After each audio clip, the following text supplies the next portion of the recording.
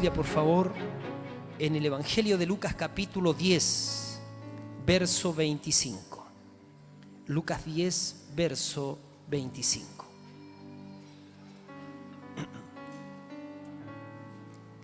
Lucas capítulo 10, verso 25.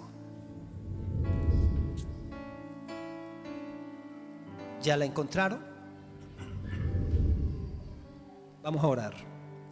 Padre, estamos ante tu santa palabra, la palabra que nutre nuestras vidas, la palabra que sostiene el universo, la palabra por la cual tú nos hiciste nacer, por esta palabra de verdad para que seamos lo mejor de tus criaturas.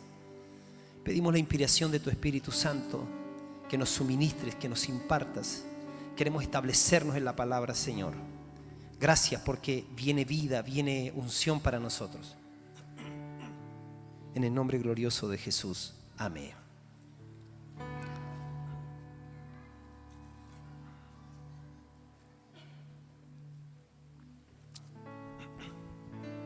El domingo pasado comencé a hablarles el tema pasión por Jesús y hoy día nos queda el compasión por la gente. Y este pasaje me parece muy especial. He aquí dice un intérprete de la ley se levantó y dijo para probar a Jesús: Maestro, ¿haciendo qué cosa yo voy a heredar la vida eterna? Él le dijo: ¿qué está escrito en la ley? ¿Cómo lees? Aquel respondió, dijo: amarás al Señor tu Dios con todo tu corazón, con toda tu alma y con todas tus fuerzas y con toda tu mente, y a tu prójimo como a ti mismo. Y le dijo: bien has respondido, haz esto y vivirás. Pero él, queriendo justificarse a sí mismo, dijo a Jesús: ¿y quién es mi prójimo?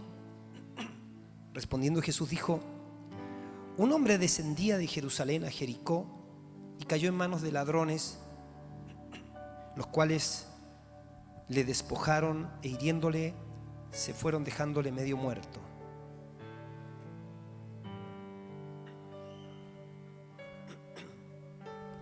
Y aconteció que descendió un sacerdote por aquel camino y viéndole pasó de largo. Asimismo un levita, llegando cerca de aquel lugar y viéndole, pasó de largo. Pero un samaritano que iba de camino vino cerca de él y viéndole fue movido a misericordia. Diga conmigo: fue movido a misericordia. Y acercándose vendó sus heridas, echándole aceite y vino, y poniéndole en su cabalgadura, lo llevó al mesón y cuidó de él. Otro día al partir sacó 2 denarios y los dio al mesonero y dijo: cuídemele, y todo lo que gastes de más yo te lo pagaré cuando regrese.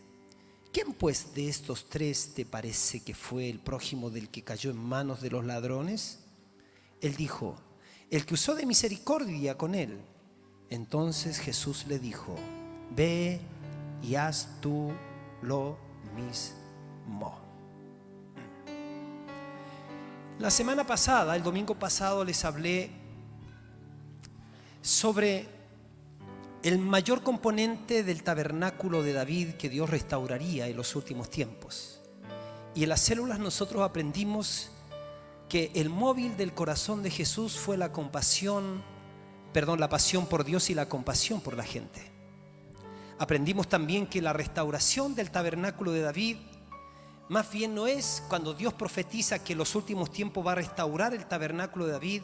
No está hablando de la restauración de la tienda, sino está hablando más bien de la restauración de la pasión, de la restauración de un pueblo apasionado por Dios. Y aprendimos también que la resultante de tener un corazón apasionado por Dios siempre será un corazón que tiene compasión por la gente. Les hablé de los distintos niveles de relacionamiento que tuvo Jesús con la gente que caminó a su alrededor en su ministerio. Les hablé que la multitud caminaba con Jesús y se relacionaba, algunos con la intención simplemente de descubrir cómo hacía los milagros. Seguramente había mucha curiosidad en ellos. Otros se acercaban por una inmensa necesidad. Otros, que eran los fariseos religiosos, querían hacerlo caer. Ese era un grupo de personas que tenían un cierto relacionamiento con Jesús. Había otro grupo de personas que eran los 70 o 72, dice algunas otras versiones, que se relacionaron de una manera distinta y a ellos los mandó a predicar el Evangelio. Tenemos otro grupo de personas más cercanas que fueron los 12. Con ellos no solamente les dio una comisión o la gran comisión, sino que les compartió de los secretos del corazón del Padre. Lo que él enseñaba a las multitudes, obviamente cuando ellos no entendían, en privado les explicaba lo que significaban tales y cuales parábolas. Pero también vimos que de esos 12 había un grupo de 3, Pedro, Juan y Jacobo, que tuvieron ciertos privilegios con él, como ir, por ejemplo, a la resurrección del hijo de la viuda de Naín, o de la hija de la viuda de Naín, hijo, hija, ¿cierto? Y también estuvieron en el lugar de la transfiguración junto a Jesús. Esos tuvieron privilegios, diríamos, de cercanía, relación de cercanía con Jesús de una manera muy especial. Pero de todos esos vimos que había uno, ¿cierto?, el más cercano, y ese más cercano se llamaba Juan. Y ese más cercano se da testimonio de él que era el discípulo a quien Jesús amaba. Y dijimos que Jesús no hace acepción de personas, que el Señor no tiene favoritos, pero sí que tiene íntimos. Y dijimos que la razón por que Juan llegó a ser el discípulo a quien Jesús amaba, la única razón es porque Juan amaba más a Jesús.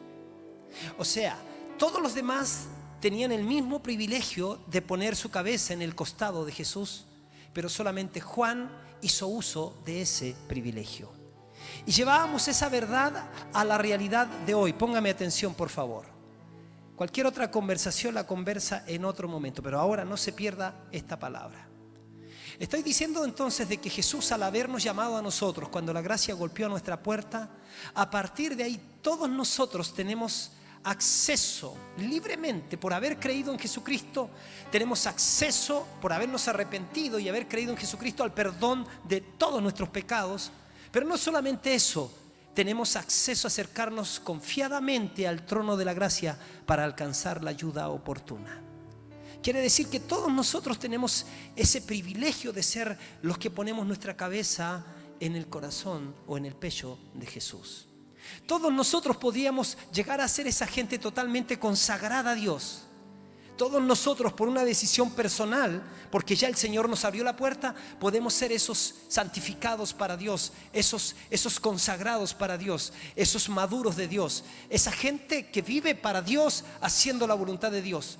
Todos nosotros podemos, por causa de que tenemos la gracia de Dios dentro de nosotros, la obra del Espíritu Santo, podemos, si es que lo queremos, buscar siempre primeramente el reino de Dios y su justicia y ver las demás bendiciones viniendo por añadidura. Todos nosotros podemos escribir una historia de los más consagrados, de las personas que tuvimos la posibilidad de no solamente ser buenas personas, sino que plasmar el carácter del Señor, la palabra de Dios, el evangelio de Dios en la vida de otras personas, por habernos santificado, por habernos hecho un referente de consagración a Dios. Todos nosotros podemos ser esa gente apasionada por el Señor. Pero, decía yo, al tener tan grandes privilegios, el que Dios se haya dignado a que nosotros, siendo pecadores, Él tomando forma humana, venir a reconciliarnos con Él. Siendo aún pecadores, la Biblia dice que Dios mostró su amor para con nosotros, en que siendo aún pecadores, Cristo decidió morir por nosotros para satisfacer, suplir todo lo que demandaba la justicia divina. El Señor Jesús sabía que si Él no moría en la cruz y resucitaba, no hay salvación para la humanidad. Y el Señor nos amó cuando éramos rebeldes, contumaces, cuando éramos fornicarios, adúlteros, mentirosos y cualquier otro tipo de cosas que pudo haberse manifestado en esa naturaleza caída que todos nosotros portamos desde nacimiento. Todos nosotros nacimos con la fábrica del pecado dentro y ningún ser humano se puede cambiar a sí mismo, dice la Biblia. El profeta dijo: ¿podrá el etíope cambiar su piel y el leopardo borrar sus manchas? El profeta dice: ustedes pueden hacer el bien teniendo la tendencia y la naturaleza de hacer el mal. Jesús dijo: ¿puede un árbol bueno dar fruto malo? Y la respuesta es no. ¿Puede un árbol malo dar fruto bueno? La respuesta es no. El árbol se va a conocer por sus frutos. De manera que cuando nosotros entregamos nuestra vida a Cristo, No es que el Señor viene a darnos una barnizada por fuera. El Señor Jesucristo sabe que esa humanidad caída que viene de Adán, a la que pertenecíamos nosotros, no tiene vuelta.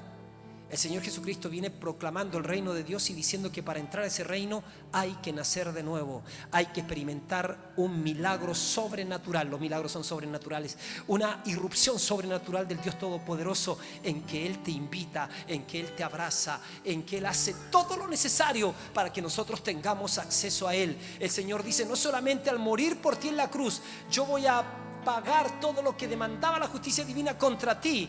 Y no solamente voy a perdonar tus pecados, sino que lo que voy a hacer es que me voy a meter dentro de ti. Te voy a hacer participante de la naturaleza divina. Te voy a sacar de Adán y te voy a poner en Cristo. El apóstol Pablo dice: de modo que si alguno está en Cristo Jesús, nueva criatura es, nueva creación es. Las cosas viejas pasaron y he aquí, todas son hechas nuevas. Da un aplauso al Señor. Bienvenido a la nueva raza, bienvenida a la nueva creación, bienvenido a la familia de Dios. Mirad cuán amor nos ha dado el Padre. Mirad cuán amor, para que seamos llamados hijos de Dios. Ese es un gran privilegio. Cuando la gracia golpea tu puerta, cuando hay personas que piensan que tienen que ser buenas para llegar a Dios, no han entendido la gracia. Cuando hay personas que piensan que no eran tan malas y que por eso que Dios les llamó, no entendió la gracia. Usted y yo teníamos el potencial de ser malos, pero malos. Nacimos con la fábrica del pecado dentro. Así que nosotros necesitábamos un milagro y el Señor hizo ese milagro. Ahora, frente a eso, de cada vez mirar en la cruz, y cuando Jesús dice en la cruz: consumado es, cuando llevando todo el dolor, toda la vejación, toda la tortura, toda la vergüenza, todo el abandono, Jesús dice: Padre, consumado es. Cuando Él dice: todo ha sido pagado, eso es la más grande manifestación de la gracia de Dios. Cuando usted empiece a comprender el consumado es, usted va a decir: pero Señor, ¿cómo puede haber sido eso? Yo que estaba destinado a la eternidad sin Dios.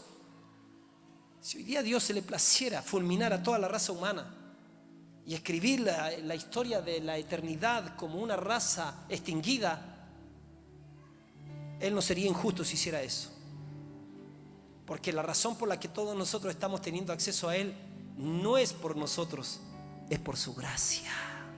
No es que nosotros hemos buscado a Dios, es que Él nos buscó.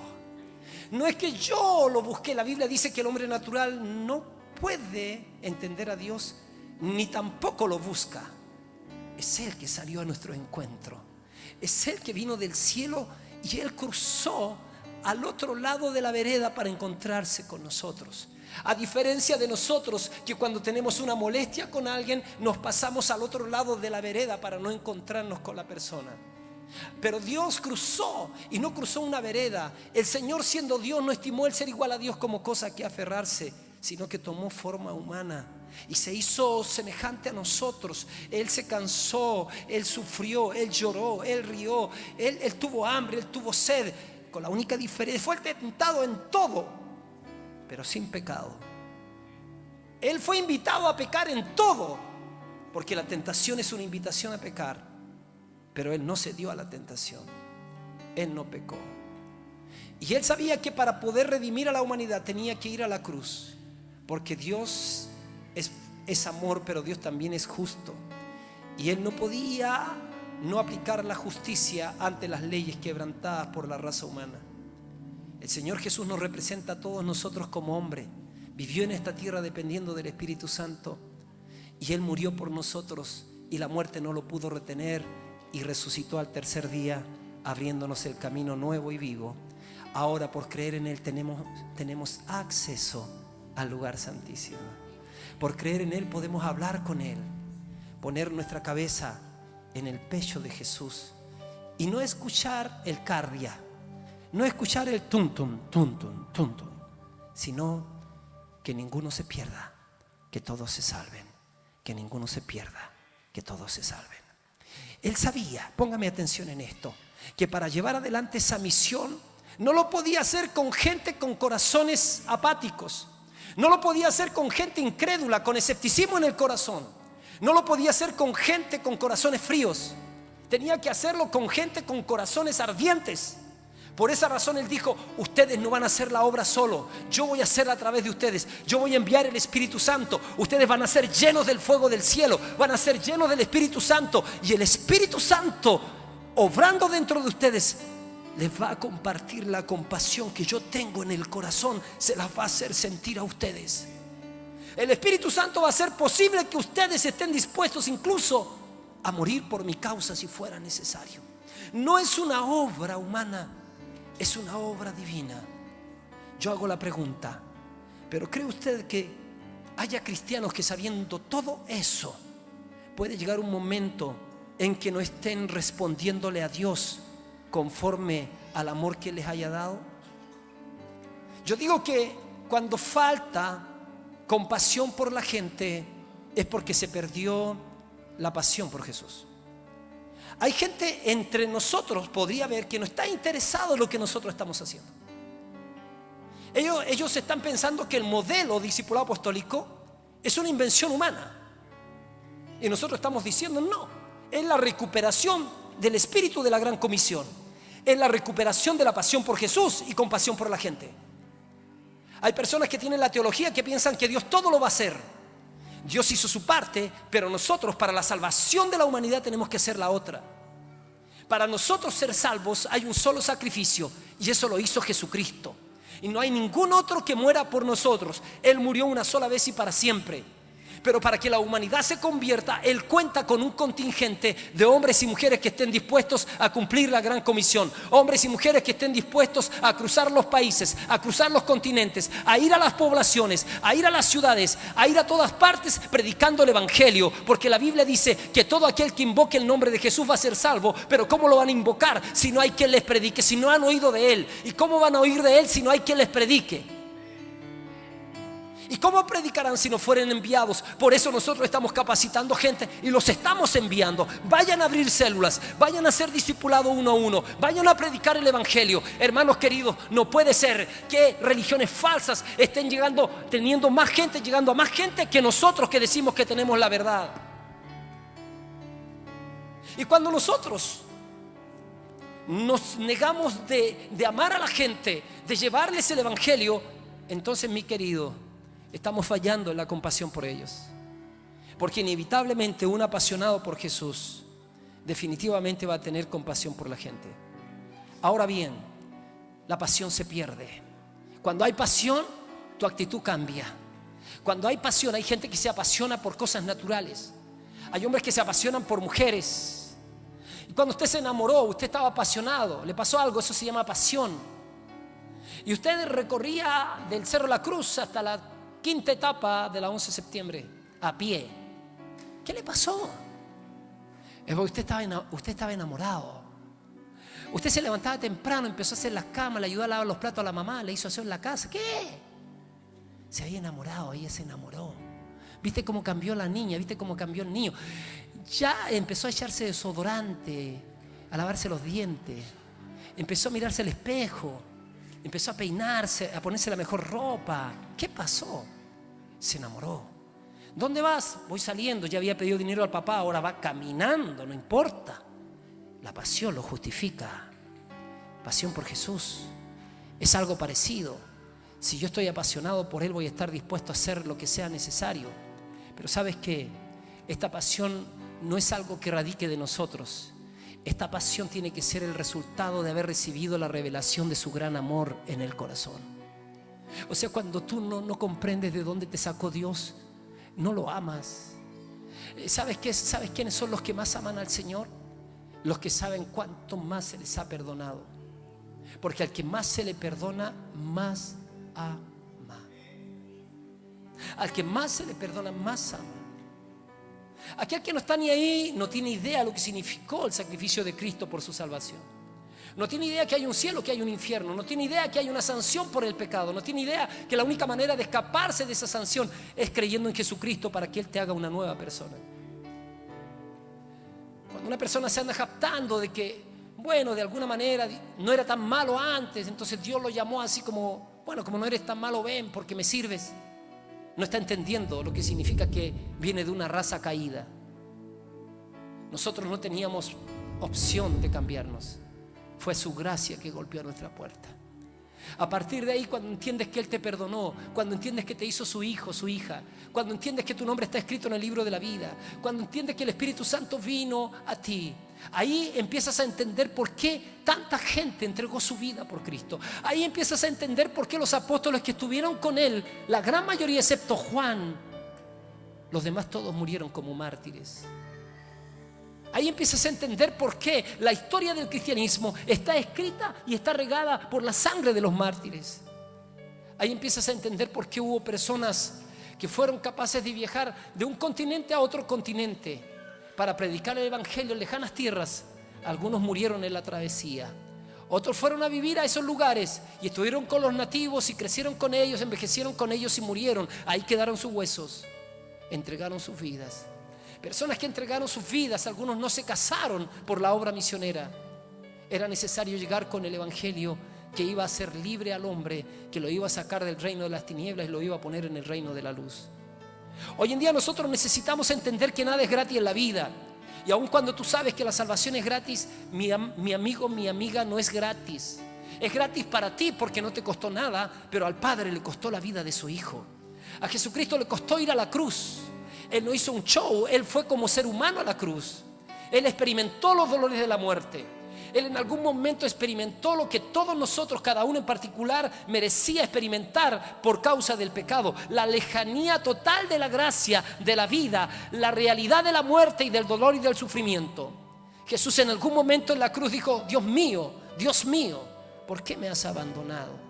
Él se sintió como hombre cargando las maldiciones, las enfermedades de todos los hombres, las maldades de todos los hombres de todas las edades. Nos falta mirar un poquito la historia para que nosotros nos demos cuenta de lo que es capaz de hacer el ser humano. Nos falta mirar un poquito la historia para que nos demos cuenta que seres humanos fuimos capaces de matar a 6 millones de judíos.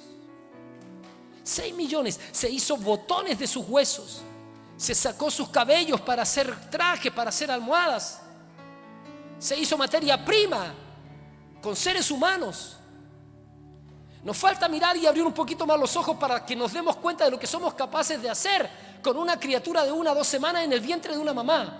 Y se mete en el vientre de la mamá a veces un aparato que le succiona a ese bebé y lo empieza a desgarrar miembro por miembro, destruir su cabeza, destruir su cuerpo, destruir sus brazos. Nos cuesta tomar conciencia de eso para darnos cuenta de lo que somos capaces de hacer como seres humanos. David dijo: mi embrión vieron tus ojos, y en tu libro estaban escritas todas aquellas cosas que fueron luego formadas sin faltar ninguna de ellas. Mientras tanto aquí, un cúmulo de personas pequeñas que están metidas en el gobierno nos quieren hacer creer que mientras nosotros nos salgamos de la guatita de la mamá somos un pedazo de carne. Yo digo: ay de ellos. Y ellos están diciendo eso solamente porque su mamá no creyó en la basura que ellos creen. Porque si su madre hubiese creído que ellos eran un pedazo de carne nomás dentro de su vientre, a lo mejor ellos no hubiesen nacido. Pero hoy en día nos estamos dando cuenta de lo que somos capaces de hacer los seres humanos. Y más encima pretendemos decir que no necesitamos a Dios. ¿Sabes qué? Cuando Dios viene a la vida del ser humano, viene a darle el más grande beneficio. Viene a decir: sabes que estás perdido, estás engañado, tu mente está estructurada porque has comido solamente del conocimiento del árbol del conocimiento del bien y del mal. Tú te has nutrido con una sabiduría animal diabólica. Pero cuando viene la sabiduría del cielo, entonces empezamos a ver las cosas totalmente distinto. Entendemos que esta tierra tiene dueño, que este universo tiene dueño, que ese dueño es un ser inteligente, no es una energía amorfa que se mueve y que no tiene razonamiento, ni piensa ni siente. Que nuestro Dios es amoroso, bondadoso, que nuestro Dios creó todas las cosas con sentido, con inteligencia, con sabiduría, y que la naturaleza misma fue creada para estar en armonía con los hombres, pero que porque nosotros caímos, la misma naturaleza gime esperando la manifestación gloriosa de los maduros de Dios, y mientras tanto la misma naturaleza reacciona contra la maldad, contra el pecado. Dios tiene planes con las naciones. Hay lugares donde el trono de Satanás ya está, porque Satanás no es ni omnisciente ni omnipresente. Él se entroniza en ciertas naciones en donde se le ha aportado y se ha llegado al consenso de que leyes contrarias a Dios se establezcan en una nación. Pero hay otras naciones que tienen propósitos de Dios, como Chile.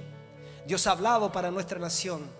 Dios ha dado palabras proféticas para nuestra nación, y esas palabras se van a cumplir, porque Él dijo: así será la palabra que sale de mi boca, no volverá a mí vacía, sino que hará todo lo que yo quiero y será prosperada en aquello para que yo la envíe.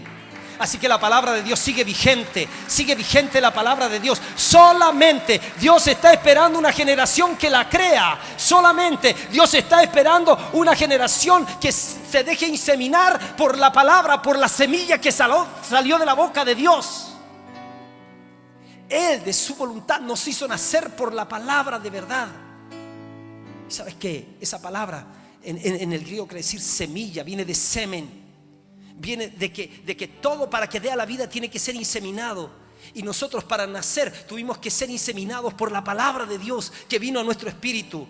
Y Dios ha soltado una palabra de gloria, ha soltado una palabra para esta nación. Y sabe que esa palabra se va a cumplir, porque aun cuando se levanten ateos, aun cuando se levanten agnósticos, aun cuando se levante gente que crea que Dios no existe, Dios sigue gobernando desde su trono. Y en esta nación hay hijos de Dios que decimos que el Señor vendrá con gloria sobre nuestra nación, que va a haber gente que le va a creer a Dios, y que la gloria de Dios va a venir de norte a sur, de este a oeste, y veremos la gloria de Dios, porque Él no es hombre para que mienta, ni hijo de hombre para que se arrepienta.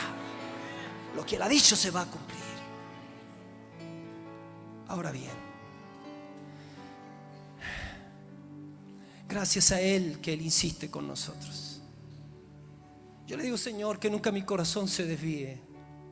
Gracias que Él insiste, porque yo no tengo confianza en mí, pero más tengo confianza en su gracia. Él insiste porque Él ha prometido no dejar sin su testimonio la tierra. Y van a haber hombres y mujeres que son parte de una generación fiel. No nos puede suceder que en este caminar, una vez que vemos la bendición de Dios, perdamos la pasión. El Señor le decía a Timoteo, Pablo le decía a Timoteo: Timoteo, aviva el fuego del don que hay en ti. En otras palabras, Timoteo, que no se te apague la pasión por Dios. Timoteo, que no se te apague el hecho de ser fiel a la palabra que has recibido. Esta misma palabra que tú has recibido, encárgasela a hombres fieles que sean idóneos para enseñar también a otros. Escúcheme, la oración puede provocar el avivamiento, pero sabe, el discipulado puede preservar el avivamiento. Pablo discipuló a Timoteo, Bernabé discipuló a Pablo, Jesús discipuló a los discípulos. Vayan y hagan discípulos. ¿Puede usted creer que haya gente en la iglesia y gente que ahora mismo me está escuchando acá que nunca se ha discipulado la vida, en circunstancias que el Señor manda que hagamos discípulos? Lo que estoy diciendo, ¿puede usted creer que haya gente entre nosotros que se conforma con venir los días domingos y se ha armado un evangelio a su manera, no obedeciendo a la palabra de Dios que dice vayan y hagan discípulos? Eso lo dijo Jesús. Yo no estoy llamado y enviado por el Señor para tener gente que me escuche los domingos. El mandato es vayan y hagan discípulos. ¿Puede creer que haya gente en medio de nosotros que no se discipula? Nunca se ha discipulado, ni menos piensa en discipular a otros. Y sabes que el avivamiento, la oración puede traer el avivamiento, pero el discipulado, ese va a conservar el avivamiento. La oración puede traer el vino nuevo, pero los odres son los discípulos que tienen que contener ese vino nuevo. Y sabes que, y para eso tenemos que hacerlo con pasión. Para eso tenemos que estar definidos con Dios. Gracias a Dios que nosotros ya estamos definidos con Dios. Y gracias a Dios que algunos se están definiendo con Dios. Gracias a Dios que hoy día que estás acá, Dios te está dando la oportunidad que te definas con Él. Y sabes que no tenemos que perder la pasión. Esto es como el matrimonio. No es el amor quien sustenta el matrimonio, es el matrimonio que sustenta el amor. No es que el Espíritu Santo simplemente siempre nos mantiene a nosotros encendidos, sino que nosotros tenemos que cuidar y procurarse llenos del Espíritu Santo. Es un mandato. Porque para tener la llama encendida necesitamos siempre darle la bienvenida, siempre obedecer, siempre disponernos con Él, siempre valorarlo a Él. Y ahí está la historia de Genghis Khan. Los que pierden la pasión. ¿Cree usted que haya gente que con todo este mensaje de gracia aún así no esté ni ahí con los intereses de Dios? ¿Sabe? Quiero decirles algo. Viene esto y la próxima mitad, que es breve, pero quiero decirles esto. Cuiden mucho de no instrumentalizar ni a Dios, ni a la iglesia, ni a las personas para lograr sus intereses. Hay gente que ha instrumentalizado a Dios, o sea, ha usado a Dios para sus propios intereses. Bendíceme, pero cuando ya Dios le bendijo, no te necesito. Hay gente que ha instrumentalizado la iglesia, entonces viene a la iglesia para saber qué le dan, porque mientras me den yo estoy, pero no me den, cuando las cosas se ponen malas, abandono el barco. Hay gente que ha instrumentalizado a sus pastores y a sus mentores, o sea, mientras tú me puedes poner la plataforma que yo necesito, yo te soy leal, pero una vez que llegué a la plataforma, entonces te traiciono, te mato, hablo mal de ti, te maldigo. Instrumentalizar a los hermanos. Me acerco a él para luego yo conseguirle lo que yo necesito, pero una vez que ellos me dan, ya entonces ya no lo necesito. Cuidado con esa mala motivación. Nosotros estamos aquí para ser siervos de Dios. Estamos aquí para relacionarnos como hijos y recibir los beneficios de la gracia y de la bendición de Dios. Pero estamos aquí no para instrumentalizar a Dios, sino para decirle: Señor, aquí está mi vida. ¿Qué es lo que tú quieres de mí? ¿En qué yo te puedo servir? El Señor te dirá: ¿en qué tú me puedes servir? Hay un mundo que se pierde. Yo quiero que tú tengas compasión por la gente. Yo quiero que nunca olvides. ¿Sabe? El próximo domingo, si Dios lo permite, le voy a predicar un mensaje que se llama Los que olvidan. ¿Sabes que es tan importante no olvidar de donde Dios nos sacó? Es tan importante no olvidar a la gente que Dios usó para que nosotros lleguemos donde hemos llegado. La gente que Dios nos bendijo, que tuvo paciencia con nosotros, que oró con nosotros, que nos pasó una Biblia, que nos dio dinero, que oró con nosotros, que dedicó días con nosotros, que nos presentó a otras personas, que nos puso en contacto con otros. ¿Sabe? Necesitamos tener agradecimiento al Señor, pero a su vez necesitamos saber de dónde Dios nos ha sacado, para no olvidar que hay gente que está en esa misma condición del otro lado de la realidad y está sufriendo, y que si no viene Cristo a sus vidas están sufriendo e irán a la eternidad sin Dios. Escuché la historia de Genghis Khan. Él era un emperador mongol, y resulta de que él era un emperador y un conquistador, y se los conté la semana pasada. Lo único que él pensaba, y él tenía una sola pasión con su ejército, era guerrear, guerrear, guerrear. Era un ejército que tenía una sola pasión: guerrear, guerrear, guerrear. Y cuando ellos iban a conquistar y alguien les salía al encuentro, esa pasión se exacerbaba y ellos se hacían más valientes y ellos avanzaban y vencían al enemigo, porque su pasión única era guerrear, guerrear, guerrear. Cuenta la historia que en una ocasión este emperador, Genghis Khan, quiso conquistar un pueblo en China. Y el emperador chino se juntó con su gente y dijeron: en esta ocasión nosotros no vamos a hacerle frente a este ejército, porque ellos tienen una pasión, y esa pasión es guerrear, guerrear, guerrear. Si les hacemos frente, vamos a exacerbar simplemente esa pasión. Así que lo que vamos a hacer es que le vamos a recibir en paz. Es que le vamos a ofrecer agua, le vamos a ofrecer alimento para ellos y sus caballos, le vamos a dar la bienvenida, nos vamos a poner contentos, le vamos a decir que son como nuestros aliados. Y sabe que eso es precisamente lo que hizo ese pueblo. Cuando venía el ejército, se encuentra entonces que ese pueblo los saluda amistosamente, les da la bienvenida, como que se alegran, como que los atienden, como que les empiezan a dar comodidad, confort, alimento. Y en la historia registra que Genghis Khan es la única batalla que perdió. Y la perdió porque este ejército, este pueblo chino, logró sacarlos de su pasión. Logró distraerlos de la pasión. ¿Sabes, querido? Aquí la palabra habla de cómo Israel había perdido la pasión. Jesús habla y les cuenta una historia de cómo ellos dejaron de tener pasión por Dios y como consecuencia ya no tienen compasión por la gente. Jesús vino, hablaba con con los pecadores, con las prostitutas, se metía en el mercado, en las calles, hablaba con la gente. Los religiosos, la gente tenía que llegar a ellos. Los religiosos miraban a los demás como impuros y más a los gentiles como que ni siquiera eran personas. Ellos no eran prójimo.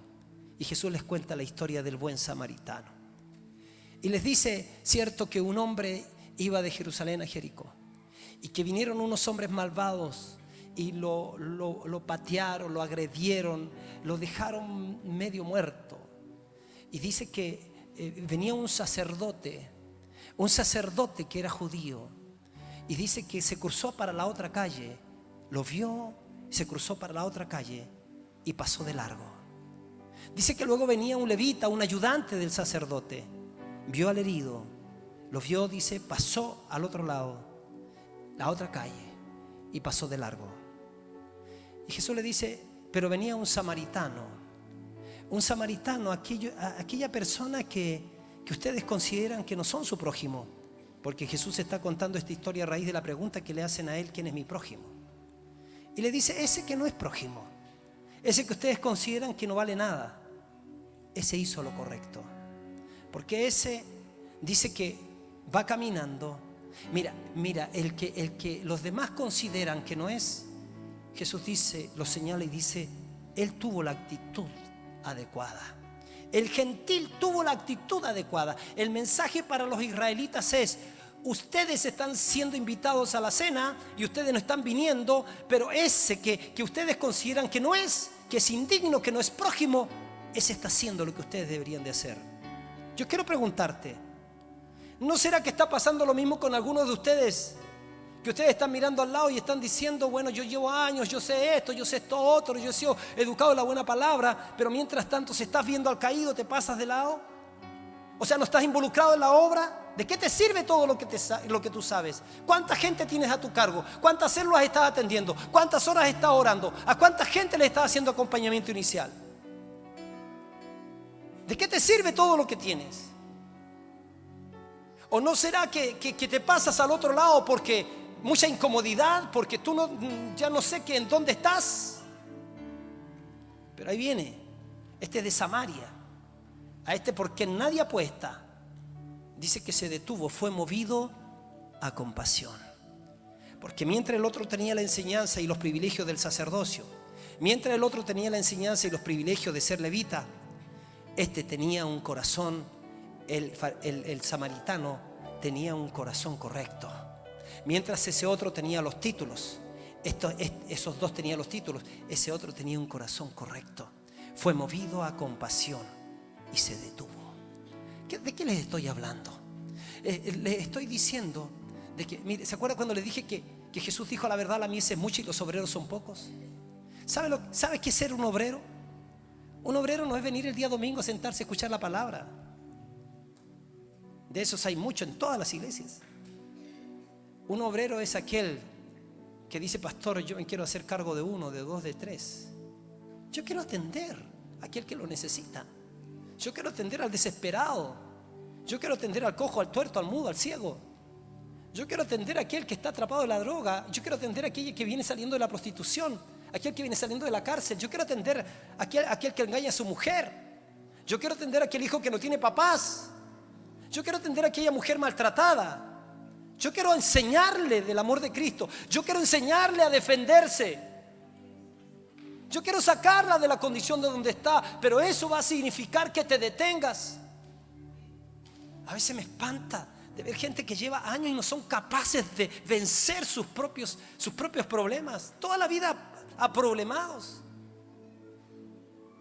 Y el Señor dice, debiendo ustedes ya ser maestros, debiendo ustedes ya haber superado sus trancas para hacerse cargo de otros, siguen girando en torno a ustedes.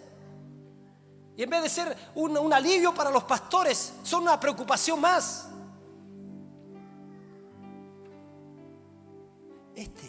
Tuvo compasión. A eso me voy. No es que la compasión, ay, tanta compasión que tengo, ay, te compadezco, sí tengo compasión, mira como tanta compasión. Esa no es compasión. Es como cuando usted dice, te honro, te honro, te honro.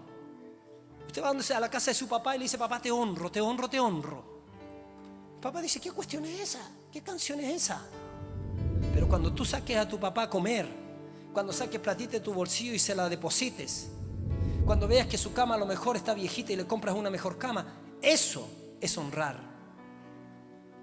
Cuando nosotros nos hagamos cargo de verdad de la obra de Dios para que ésta funcione, cuando entendamos que la iglesia no es de alguien, porque hay gente que simplemente se pelea con todo el mundo y se va de aquí y se va a meter al otro lado, y al otro lado tampoco llega probando los espíritus, llega como un inspector viendo si acaso está el espíritu, y como no le gusta se va a otro lado y nunca se compromete, nunca se deja discipular, nunca tiene un espíritu enseñable, nunca tiene un espíritu que se acerca a Dios, nunca se hace un apasionado. Por eso no es un compasivo.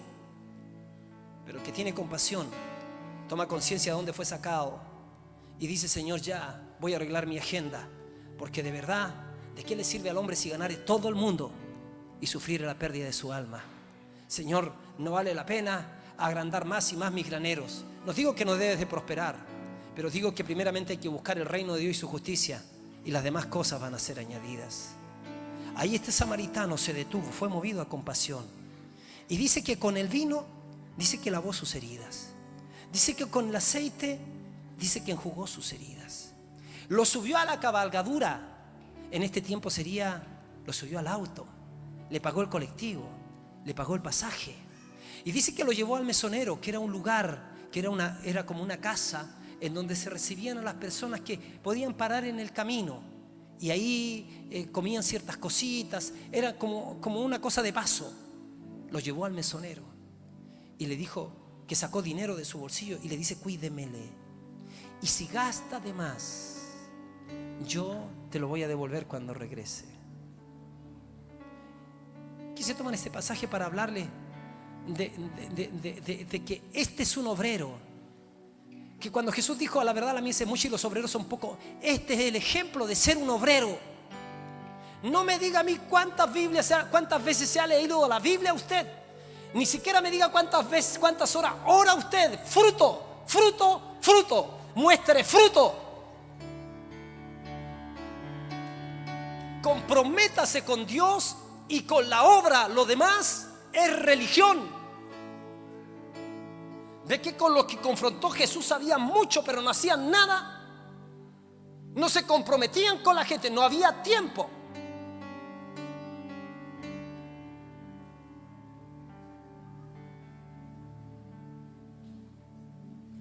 ¿Hasta cuándo usted espera que el Señor le convenza? Ay, no, convénceme un poquito más, no sé si. ¿Hasta cuándo está esperando eso? ¿Hasta cuándo está esperando que Dios lo convenza a usted? Ay, no sé, es que no siento ese calorcito. No tiene que sentir nada, tiene que creer y obedecer, y usted va a ver la bendición de Dios para su vida. Hay un mundo que nos está esperando, porque los cristianos, mira, por favor, lee la Biblia, léela bien y mírala. El Señor está con los discípulos 3 años y medio, y con ellos mira cómo anda. Vamos para allá, vamos para este otro lado, vamos para las aldeas, vamos para la ciudad. ¿Qué andaba haciendo él? Andaba echando la talla, andaba de paseo. ¿Qué andaba haciendo? Cumpliendo la misión. Y luego que los discípulos les dice, ahora muchachos, yo voy a ascender al cielo, va a venir el Espíritu Santo. ¿Pero para qué va a venir el Espíritu Santo? ¿Para qué? Me seréis testigos. Para que sean testigos. Nunca disoció Jesucristo la relación con Él con la gran comisión. Pero nosotros lo que queremos es, no, que Él me perdonó, ahora yo quiero vivir celebrando mi prosperidad mientras me voy al cielo. Ahora sálvese quien pueda. Si ese otro se va, eso no es problema mío. Y el Señor dice, ¿quién irá? Si Él dedicó sus 3 años y medio a los 12, uno de ellos falló, resucita, le dice, toda potestad me ha sido dada en el cielo y en la tierra, por lo tanto ahora esa potestad que yo tengo se las transfiero, vayan y discipulen a las naciones. No hay por dónde escaparse. Todo está relacionado con la gran comisión. Todo está relacionado con hacer discípulos. Todo está relacionado con predicar el evangelio. Yo vivo en comunión con Dios, pero también obedezco para que nadie se pierda, sino que todos se salven. Gengis Khan perdió su pasión, el ejército perdió su pasión, y como perdió su pasión, entonces perdió la guerra. Hoy día hay cristianos que no están yendo a la guerra. Hoy día simplemente están queriendo de nunca acabar. Bendíceme, bendíceme, bendíceme. Y el Señor dice: yo ya te he bendecido. Es cosa que tú lo creas. Quiero que finalmente veamos este pasaje. Este pasaje, porque el samaritano, fíjese, no calificaba. Él no era prójimo para un judío, pero él fue movido a misericordia. Quiero que tú pongas, por favor, dos pasajes. Uno está en Proverbios 24, 11 y 12. Proverbios 24, 11 y 12. Mire lo que dice. Entonces, tiempo de obedecer. ¿Cómo lo hago? Ya está todo hecho. Anda a una célula, empieza a participar ahí, empieza a obedecer a tus líderes ahí, empieza a orar por los 2 Natanaeles que vas a traer. Dile: ya yo quiero ayudar a hacerle acompañamiento inicial a uno. Empieza a venir a Lela el día martes para que reciban la capacitación para atender una célula. En un momento ya los líderes te van a decir: bueno, como ya llevas tiempo, ahora tómate 1, tómate 2, tómate 3 MDA. Y ahí conténlos, ora por ellos. Te vas a encontrar con gente que un día igual a lo mejor te pueden dar la espalda, pero no todos. Hay gente como los que estamos acá, que queremos la formación. Proverbios, mire lo que dice: libra a los que son llevados a la muerte, salva a los que están en peligro de muerte. Porque si dijeres, ciertamente no lo supimos, ¿acaso no lo entenderá el que pesa los corazones? El que mira por tu alma, él lo conocerá, y dará al hombre según sus obras. Pero ¿sabe? Esto me dejó a mí pensando en una cosa así súper. Lucas 14, 25. Fíjese, es un ejemplo de personas que perdieron la pasión. Ya no querían a Dios ni querían involucrarse en su obra. Piense en los hombres y mujeres que usted conoce en la historia de la cristiandad. Pensemos en Spurgeon, dio su vida por Dios y su obra. Pensemos en Wesley, Carlos Wesley. Recorrieron no sé cuántas veces al mundo a caballo, el equivalente no sé cuántas veces la vuelta al mundo a caballo, 3 veces la vuelta al mundo a caballo predicando el evangelio. Piensen en Pablo, 14 cartas escribió y recorrió todo el Asia. Piensen: ay, no, es que mucho activismo. ¿Qué activismo? Urgencia, compasión. ¿O se olvidó de usted, de qué hubiese pasado si alguien no le insistió y no le habló de Jesucristo a usted? Y fíjese, Lucas, grandes multitudes iban con él, y volviéndose les dijo: si alguno viene a mí, perdón, no es ese texto. A ver, del 15 para adelante pusiste. Necesito el 15. Oyendo esto, uno de los que estaban sentados con él a la mesa dijo: bienaventurado el que coma pan en el reino de Dios. Sigue, por favor. Entonces Jesús le dijo: un hombre hizo una gran cena y convidó a muchos.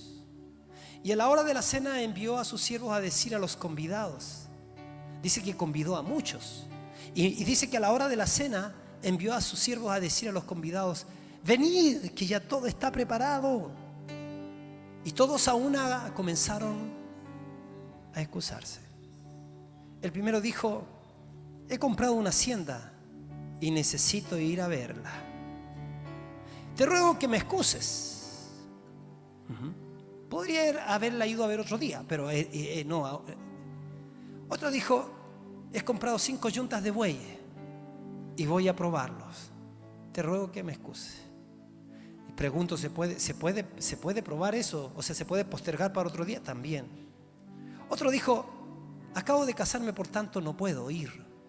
Ese sí que es descarado, porque la ley decía que el que se casaba, arriba, por favor, arriba, ¿cierto? Acabo de casarme, por tanto no puedo ir. La ley de Moisés decía que el que se casaba tenía 1 año de no ir a la guerra.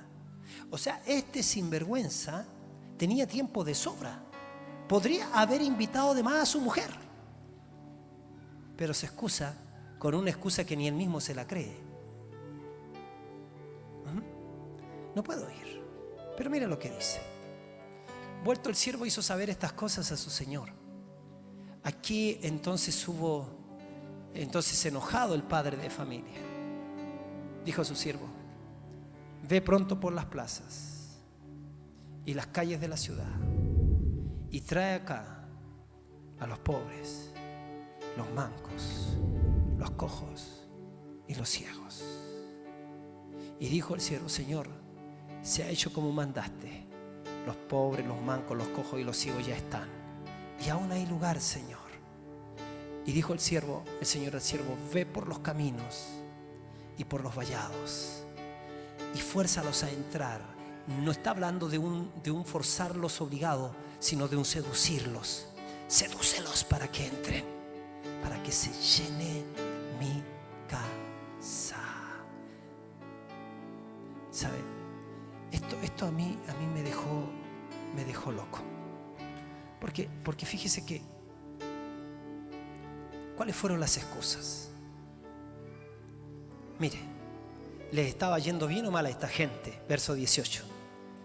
Pero todos comenzaron a exponer excusas. Uno dijo: acabo de comprar un campo y debo ir a inspeccionarlo. ¿Le estaba yendo mal o bien? Estaba yendo bien. Otro dijo: acabo de comprar 5 yuntas de bueyes y quiero ir a probarlas. ¿Le estaba yendo bien o mal? Otro dijo: acabo de casarme. ¿Le estaba yendo bien o mal? La Biblia dice que el que haya esposa halla el bien y alcanza la benevolencia del Señor. Yo estoy seguro que son las esposas cristianas, no las cananeas.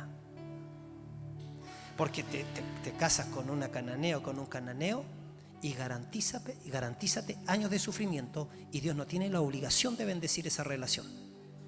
No la tiene. No te unas en yugo desigual con los incrédulos. Porque ¿qué compañerismo tiene la luz con las tinieblas? ¿Qué parte un creyente con un incrédulo? Acabo de casarme, por tanto no puedo ir. Esas fueron las excusas. Escuche, ¿cuáles fueron las excusas? ¿Cuál fue el pecado en los días de Noé y Lot, además de la violencia? Fíjese, mire lo que dice, porque las excusas eran excusas que ya te las voy a decir de todo, pero quiero que veamos otro versículo. Lucas 17, 26 al 28, 2 versículos. Lucas 17, 26 al 28. Mire lo que dice: como fue los días de Noé, así también serán los días del Hijo del Hombre. ¿Cómo fue? Mire, yo pregunto, dice que ¿qué hacían? ¿Ya? Y bebían. ¿Es malo comer? No. ¿Es malo beber? No. Pues no dice que se emborrachaban, no, comían y bebían. Dice: ¿qué más hacía? ¿Es malo casarse? No. Y dice que se daban en casamiento. ¿Es malo darse en casamiento? No. Hasta el día en que entró Noé en el arca y vino el diluvio y los destruyó a todos. Detengámonos un poquito. Lo que estaba sucediendo en estos dos casos era idolatría por las cosas buenas de la vida. La idolatría por lo temporal. La idolatría por el confort, por la posición, por el estándar. La idolatría por el tener en desmedro de la consagración a Dios. Se involucraron tanto en las demás cosas que no tenían corazón para Dios. Más bien despreciaron a Dios. ¿Por qué se enojó el Señor de la boda? Porque fue despreciada su benevolencia. Fue despreciada su bondad. ¿Cuántos despreciadores existen hoy en día? No se acuerda de dónde Dios los sacó. No, ya. Se involucraron tanto en las demás cosas que no tenían corazón para Dios. Ese fue el pecado de esa gente. Idolatría es poner cualquier cosa que sea más importante que Dios en tu vida. Por eso Él dice: sean sabios, busquen primeramente el reino de Dios y su justicia. Sean sabios, búsquenlo, porque si ustedes lo buscan, todas las demás cosas van a ser añadidas. El problema es cuando vamos tras las añadiduras y perdemos a Dios. Por eso, en nombre de Dios, te hago un llamado a dar un vuelco en tu vida. En nombre de Dios, te hago un llamado a tomar decisiones en tu vida a cortar con tu vida de pecado, a cortar con tu vida de indiferencia, a no engañarte. Hubo un hombre que se engañó en la Biblia. Él se llamaba Saúl. Dios le dio una orden a Saúl. Dios le dice: yo quiero que tú trates con una raza que yo no voy a permitir que surja, porque es una raza perversa. Hay algunos que han comentado incluso que ya esa raza como que se estaba alimentando de sangre humana. Entonces Dios ordena el exterminio de esa raza. Y dice que cuando Saúl va a ejecutar la orden, él perdona, dice que perdona al rey Agag y perdona lo mejor de sus animales. Y cuando el profeta se entera de que Saúl, porque Dios le hace ver, le dice al profeta: me pesa haber puesto a Saúl como rey en Israel. Y el profeta va al encuentro de Saúl. Estoy leyendo 1 Samuel 15. Y fíjate que madrugó luego Samuel para ir, verso 12, para ir a encontrar a Saúl por la mañana. El profeta fue a encontrar al rey que ya venía de la guerra. Y fue dado aviso a Samuel, el rey que había recibido la orden y que no la había obedecido, diciendo: Saúl ha venido a Carmel, y aquí se levantó un monumento y dio vueltas y pasó delante y descendió a Gilgal. Fíjense que Saúl no estaba interesado en hacer la voluntad de Dios. Él se estaba erigiendo un monumento. Él estaba interesado en ser famoso.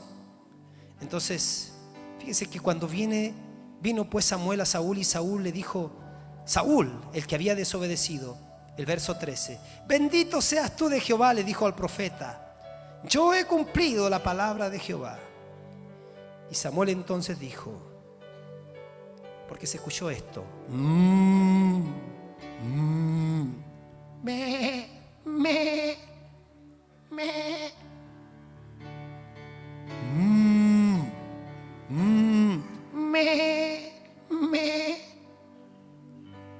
Y el profeta le dice: si tú cumpliste la palabra de Jehová que te mandó a exterminar todo, ¿qué pues balido de ovejas y bramido de vacas es este que oigo con mis oídos? Cuidado. ¿No será que en el día del juicio bramen tus vacas y tus ovejas que no mataste, y que Dios te dijo corta? Y fíjate, y Saúl respondió: sí, de Amalec los han traído. Le echó la culpa a otro. Como esos que dicen: yo soy rebelde porque el mundo me hizo así, porque nadie me ha tratado con amor, porque nadie me ha querido nunca oír. ¿Conoce esa gente que le echa la culpa al tío, al papá, a la abuelita, al gobierno? Saúl respondió: de Amalec los han traído, porque el pueblo perdonó lo mejor de las ovejas y de las vacas para sacrificarla a Jehová tu Dios, pero lo demás lo destruimos. Entonces dijo Samuel a Saúl: déjame declararte lo que Jehová me ha dicho esta noche. Y él le respondió: di. Y aquí Samuel le dice: recuerda. El domingo les voy a hablar de los que olvidan. Aunque eras pequeño en tus propios ojos, no has sido hecho jefe de la tribu de Israel, y Jehová te ha ungido por rey sobre Israel. ¿Te olvidaste de eso? ¿Te olvidaste del nivel de dignidad que tienes ahora? Y Jehová te envió en misión y te dijo: ve, destruye a los pecadores de Amalec y hazles guerra hasta que los acabes. ¿Por qué pues no has oído la voz de Jehová tu Dios, sino que vuelto al botín has hecho lo malo ante los ojos de Jehová? Y Saúl respondió a Samuel: antes bien yo he obedecido la voz de Jehová y fui a la misión que Jehová me envió. Claro, he traído a Agag, rey de Amalec, pero el orden era mata todo. Y he destruido a los amalecitas, pero no había destruido al rey. Mas el pueblo tomó del botín ovejas y vacas, las primicias del anatema, para ofrecer sacrificios a Jehová tu Dios en Gilgal. Mira, lo que Dios no había bendecido, ahora se lo querían ofrecer a Dios como bendición. Lo que Dios no había aprobado, ahora se lo querían presentar a Dios. Mira, no, Dios bendice eso para ti. Y dice: no, eso yo no lo acepto. Y mira lo que dice. Y Samuel dijo: se complace Jehová tanto en holocaustos y víctimas como en que se obedezca la palabra de Jehová? Ciertamente, el obedecer es mejor que los sacrificios, y el hacer caso, el prestar atención, que la grosura de los carneros. Y mira lo que dice abajo: porque como pecado de adivinación es la rebelión. O sea, si eres rebelde o eres adivino es la misma cosa.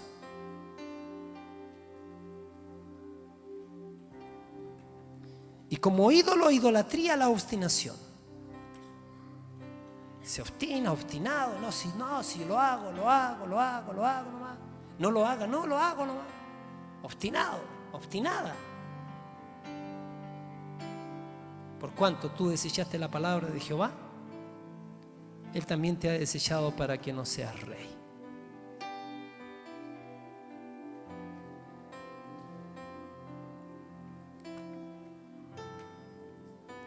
Por eso obedecer siempre será lo mejor. Que el Señor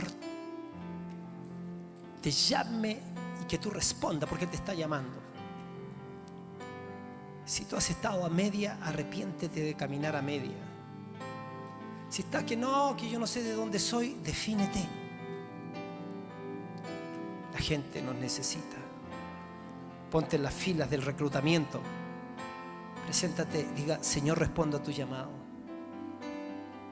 Yo quiero servirte. ¿Y sabe qué? Los fariseos de este siglo, los que conocieron todo y no hicieron, un día van a abrir sus ojos. Cristianos, ¿eh? Y van a ver al pobre, al cojo, al ciego y al manco haciendo la obra de Dios. Lo que ellos no quisieron hacer, Dios encontró otra gente que tenía un corazón dispuesto. El sacerdote y el levita se cambiaron de calle para no comprometerse, pero aparece uno que ni siquiera es considerado prójimo, a quien el Señor dice: haz tú como Él hizo. Él es ejemplo, ve y haz tú lo mismo.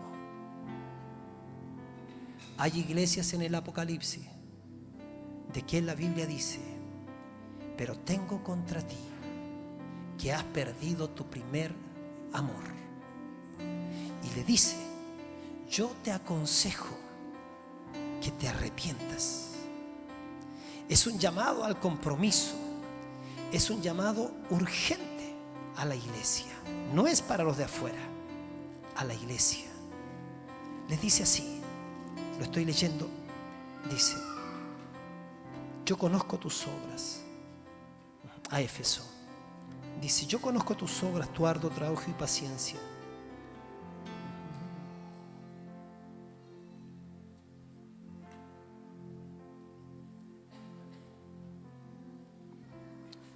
Dice: yo conozco tus obras y tu arduo trabajo y paciencia, y no puedes soportar a los malos, y has probado a los que se dicen ser apóstoles y no lo son, y los has hallado mentirosos. Y has sufrido y has tenido paciencia, y has trabajado arduamente por amor de mi nombre, y no has desmayado. Pero tengo contra ti que has dejado tu primer amor. Recuerda por tanto de dónde has caído, y arrepiéntete, y haz las primeras obras. Pues si no, vendré pronto a ti y quitaré tu candelero de tu lugar, si no te hubieres arrepentido. ¿No te ha extrañado a ti de ver gente que tiene nombre de que vive y está muerto? Que tiene gente que en un momento estaba encendido y hoy día no los ves más. Iglesias que tenían avivamiento y hoy día vas y no hay nadie. ¿Qué sucedió? Se perdió la pasión por Jesús y no hay compasión por la gente. Y cuando eso no está, no hay nada más que hacer. Calabaza, calabaza, cada uno para su casa. Pero Dios no nos ha destinado a nosotros a esto. Vamos a hacer un mover estamos llamados y destinados a hacer un mover del Espíritu Santo. Hombres y mujeres consagrados a Jesucristo. Hombres y mujeres que han consagrado todo, su lengua, su corazón, sus oídos, sus ojos para Dios. Hombres que dicen: Señor, cuenta conmigo, porque mientras yo esté vivo te voy a servir, voy a agradar tu corazón y me voy a poner en tus manos. Bendito sea su nombre.